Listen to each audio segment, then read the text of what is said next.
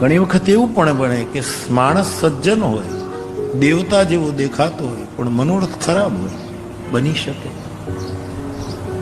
ઉપરથી ઉજળા એવા દેખાતા સજ્જનો જેવા સ્વાર્થી મન તણા મેલા મળે ત્યારે ભયંકર છે. ઊંચ નિવાસ નીચ કરતું તે કહેવાતા સજ્જનોના મનોરથો ક્યારેક વિચિત્ર હોય છે. હું ને તમે બધા જ આમાં આવી જાય. અમે કથા ગાઈએ છીએ, હું કથા ગાઉં છું વર્ષોથી, પણ આપણે બધા સંસારી છીએ. તમે આટલા વર્ષોથી કથા સાંભળો, છતાંય આપણા બધાના કાયમ મનોરથો શુદ્ધ નથી હોતા. ભગવત કથા સાંભળતા સાંભળતા થોડું આત્મચિંતન કરવું જરૂરી છે કે મારા મનમાંથી ખાર ગયો,